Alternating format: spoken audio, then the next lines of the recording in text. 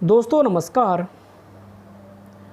स्वागत है आपका एक बार फिर से आपके अपने YouTube चैनल सरकारी योजना फॉर यू पर। दोस्तों इस वीडियो में हम बात कर रहे हैं होमगार्ड जवानों को लेकर, और होमगार्ड जवानों के विषय में ये बहुत ही ज़बरदस्त खबर निकलकर सामने आ गई है। क्योंकि इसके तहत आपको बता दूं, इस वीडियो के तहत आपको एक ऐसी खबर मिलने जा रही है जो एक्ट संशोधन और नियमितीकरण पर निर्धारित है, नियमितीकरण और एक्ट को लेकर। और यही जो मुद्दा है पूरे भारत में, पूरे देश में बना हुआ है। तो इसी मुद्दे पर हम बात करेंगे। और एक जो लेटर हमारे पास है, यह लेटर बहुत ही ख़ास है आपके लिए, क्योंकि आपको जानना चाहिए और यह वीडियो आपको पूरी वॉच करनी चाहिए। इस वीडियो को आप पूरा वॉच करें। तो चलते हैं, शुरू करते हैं ये वीडियो। मेरा आपसे एक छोटा सा निवेदन रहेगा कि अगर आप पहली बार चैनल पर आ रहे हैं, विजिट कर रहे हैं, तो सब्सक्राइब ज़रूर कर लें और बेल आइकन को ज़रूर दबा लें। चलिए आपको बता देते हैं। और मैं एक जानकारी और दे दूं आपको कि होमगार्ड से रिलेटेड हम खबरें लेकर आते रहते हैं, आप सबको पता है। और जो नए हैं वो चैनल को ज़रूर सब्सक्राइब कर लेंगे और देख लेंगे। दोस्तों लेटर है, आप देख सकते हैं यहाँ पर। ये सेवा में श्रीमान आदरणीय विनय कुमार सक्सेना जी, उपराज्यपाल दिल्ली सरकार। विषय है होमगार्ड एक्ट हटाने और अनुसूची 8 को संशोधन करने के लिए प्रार्थना पत्र है। क्या कहा गया है? एक तो होमगार्ड एक्ट को हटाने के लिए और अनुसूची 8 जो है उसमें संशोधन करने के लिए।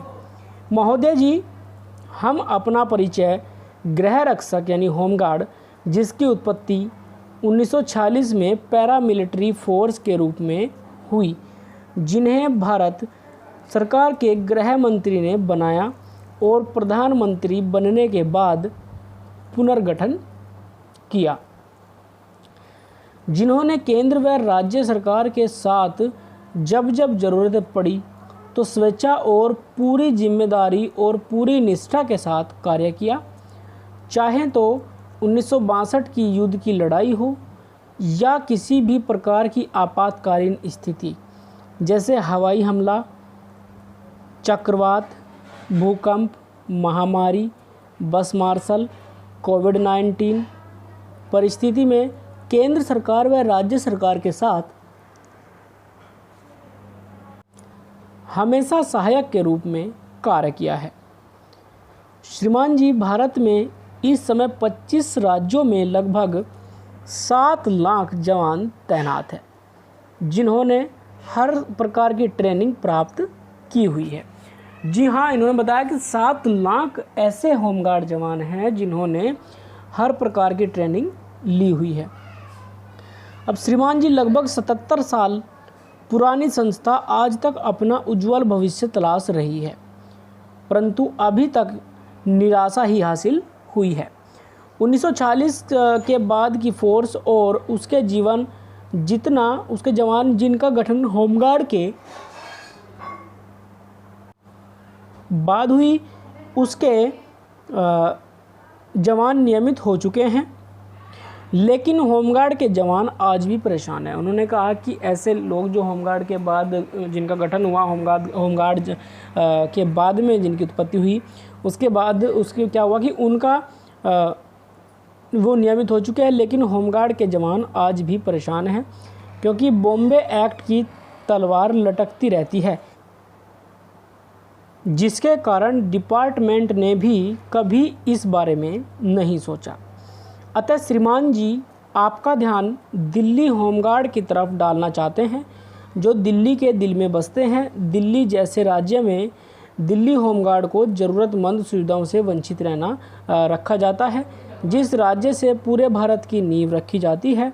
जब आपकी सरकार धारा 370 और राम मंदिर जैसे जटिल समस्याओं को एक्ट में सुधार कर सकती है, तो होमगार्ड एक्ट में सुधार करके उनको 60 वर्ष की आयु तक नियमित किया जाए।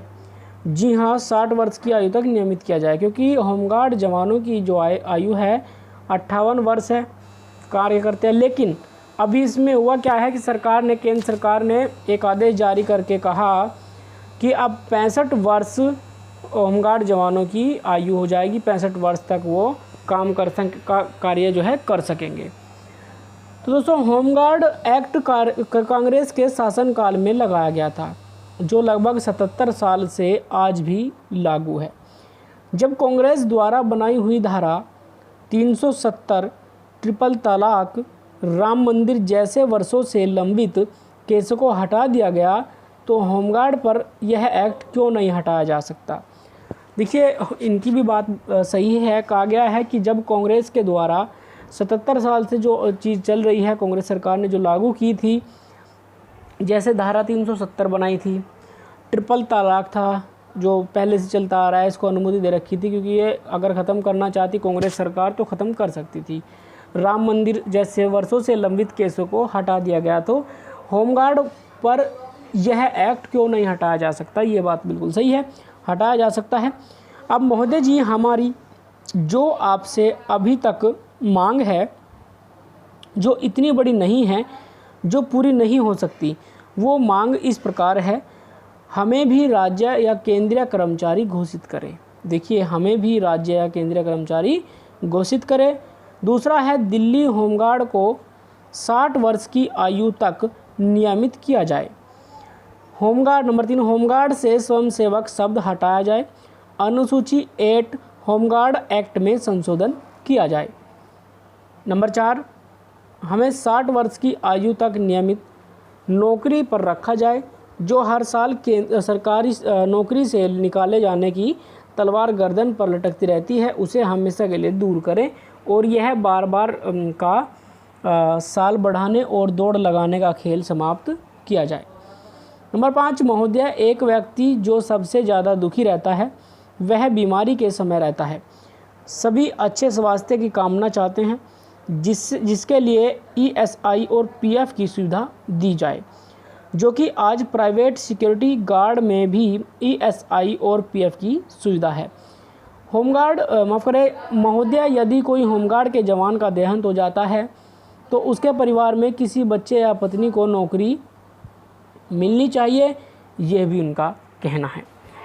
तो आपने देखा कि इस प्रकार से होमगार्ड जवानों ने एक पत्र लिखा है केंद्र सरकार को, तो यह उनकी मांगे हैं और उन्होंने देखा जाए तो सही लिखा है, क्योंकि धारा 370 जब हटाई जा सकती है, ट्रिपल तलाक जब हटाया जा सकता है,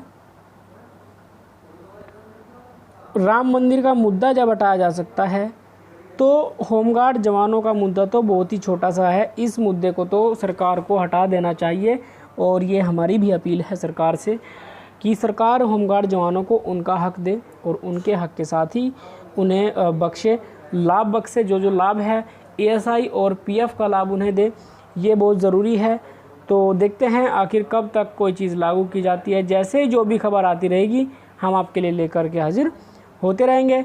तो ये थी फ़िलहाल की जानकारी आप लोगों के लिए, आप सभी होमगार्ड भाइयों के लिए। मिलेंगे आने वाली अगली वीडियो में। जय हिंद, जय भारत, वंदे मातरम। मेरे प्यारे दोस्तों, बने रहे हमारे साथ और देखते रहें हमारा YouTube चैनल सरकारी योजना फॉर यू।